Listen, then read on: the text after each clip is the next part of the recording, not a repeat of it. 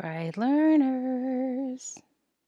Hi, are you ready for Chapter 9, Breaking the Calves? Let's go.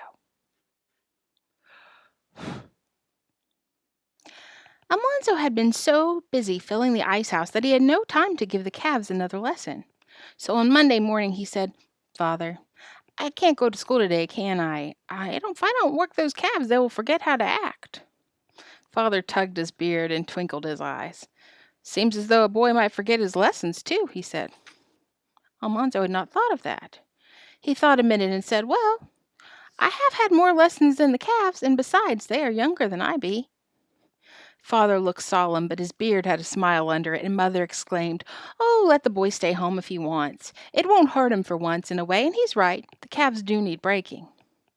So Almanzo went to the barn and called the little calves out into the frosty air.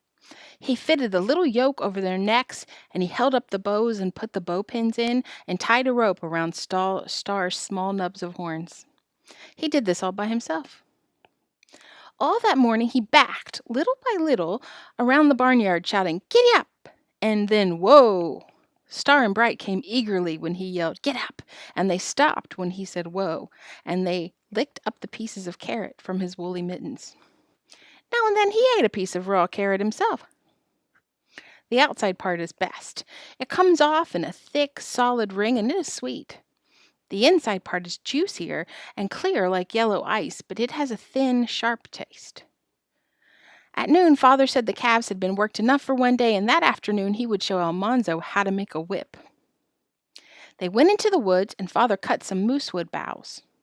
Almanzo carried them up to Father's workroom over the woodshed, and Father showed him how to peel off the bark in strips, and then how to braid a whiplash. First, he tied the ends of 5 strips together. Let's try it like this. There we go. And then he braided them in a round, solid braid. All that afternoon he sat beside Father's bench. Father shaved shingles, and as Almanzo carefully braided his whip, just as Father braided the big black snake whips of leather.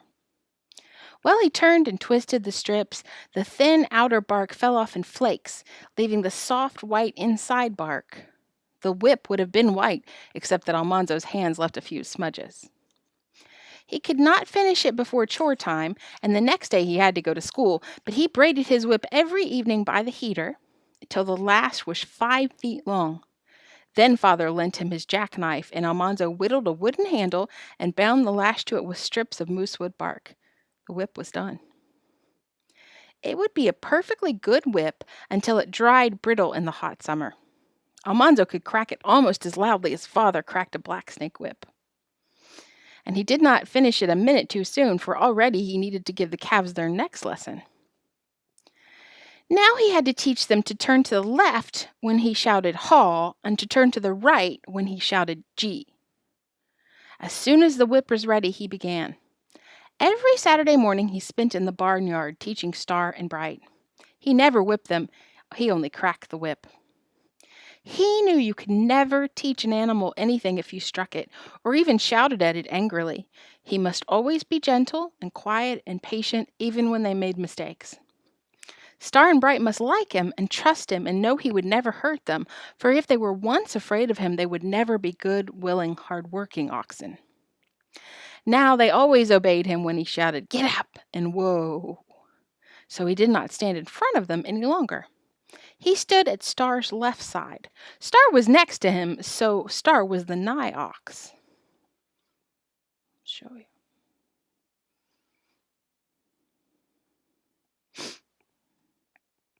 Bright was on the other side of Star, so Bright was the oft ox. Almanzo shouted, "Gee!" and cracked the whip with all his might, close beside Star's head. Star dodged to get away from it, and that turned both calves to the right.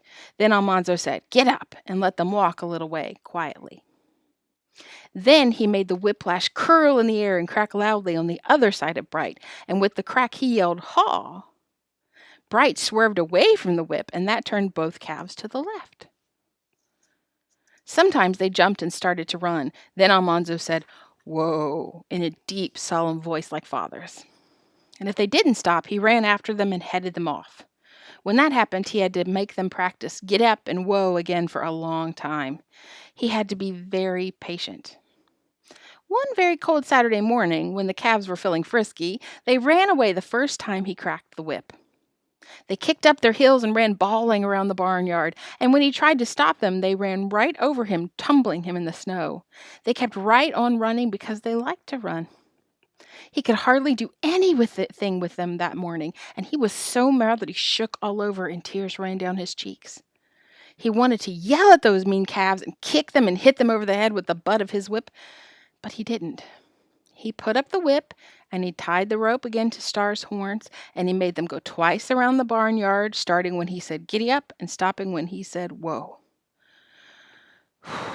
Afterwards, he told Father about it, because he thought anyone who was as patient as that with calves was patient enough to be allowed to at least currycomb the colts.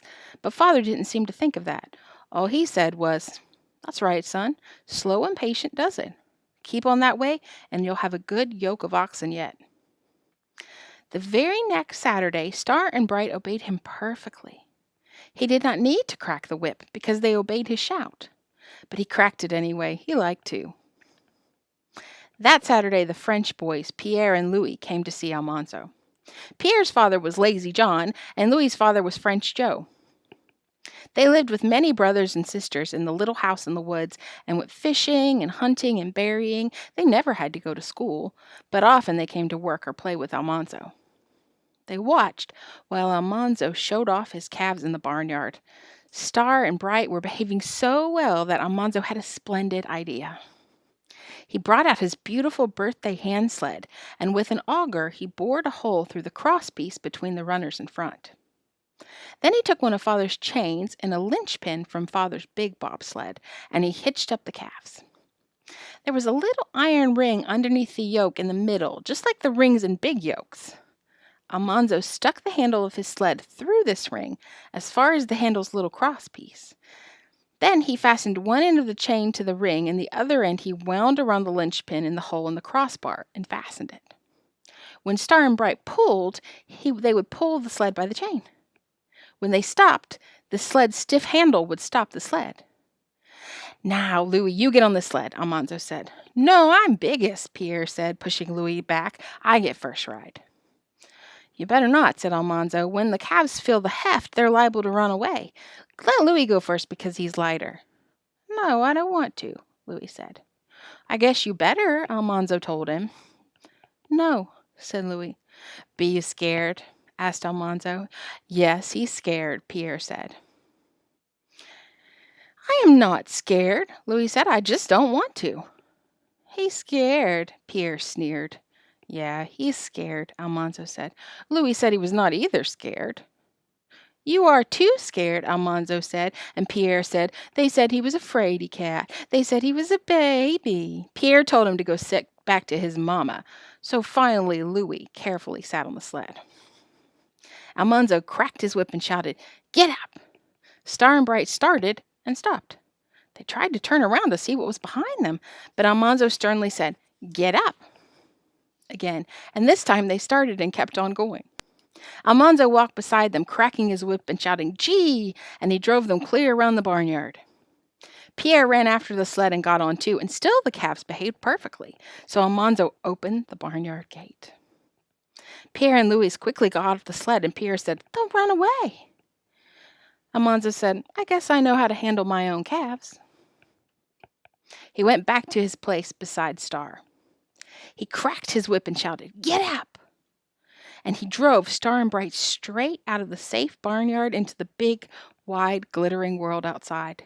He shouted, "Haw!" and he shouted, "Gee!" and he drove them past the house. He drove them out onto the road. They stopped when he shouted, "Whoa!" Pierre and Louis were excited now. They piled onto the sled, but Almanzo made them slide back. He was going to ride too. He sat in front. Pierre held on to him, and Louis held on to Pierre. Their legs stuck out, and they could hold them stiffly above the snow. Almanzo proudly cracked his whip and shouted, "Get up!" Up went Star's tail, Up went Bright's tail. Up went their heels. The sled bounced into the air, and everything happened all at once. "Ball!" said Star. "Ball!" said Bright. Right in Almanzo's face were flying hooves and swishing tails, and close overhead were galumphing hindquarters. "Whoa!" yelled Almanzo. "Whoa!" "Ball!" said Bright. "Ball!" said Star. It was far swifter than sliding downhill. Trees and snow and Calves' hind legs were all mixed up.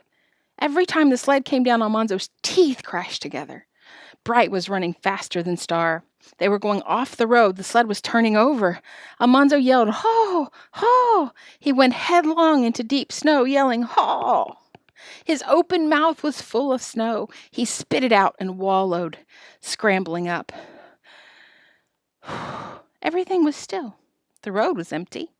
The calves were gone. The sled was gone. Pierre and Louis were coming up out of the snow. Louis was swearing in French, but Almanzo paid no attention to him. Pierre sputtered and wiped the snow from his face and said, "Sacre bleu, I thought you said you could drive your calves. They not run away, eh?" Far down the road, almost buried in the deep drifts by the mound of snow over the stone fence, Almanzo saw the calves' red backs. "They did not run away," he said to Pierre. "They only ran. There they be." Let's take a look at the illustration in case you don't have yours. I love this one. Poor calves.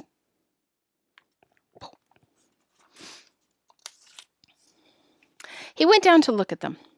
Their heads and their backs were above the snow. The yoke was crooked and their necks were askew in the bows. Their noses were together and their eyes were large and wondering. They seemed to be asking each other, "What happened?" Pierre and Louis helped dig the snow away from them and the sled. Almanzo straightened the yoke and the chain. Then he stood in front of them and said, "Get up," while Pierre and Louis pushed them from behind. The calves climbed into the road and Almanzo headed them toward the barn. They went willingly. Almanzo walked beside Star, cracking his whip and shouting, and everything they told him to do, they did. Pierre and Louis walked behind. They would not ride. Almanzo put the calves in their stall and gave them each a nubbin of corn. He wiped the yoke carefully and hung it up.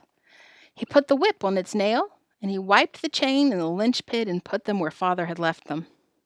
Then he told Pierre and Louis that they could sit behind him, and they slid downhill on the sled till chore time. That night, Father asked him, "You have some trouble this afternoon, son?" "No," Almanzo said. "I just found out I have to break Star and Bright to drive when I ride." So he did that in the barnyard. I love that. Okay, the turn of the year is next, chapter 10. Exciting. See you soon, bright learners. And until I see you,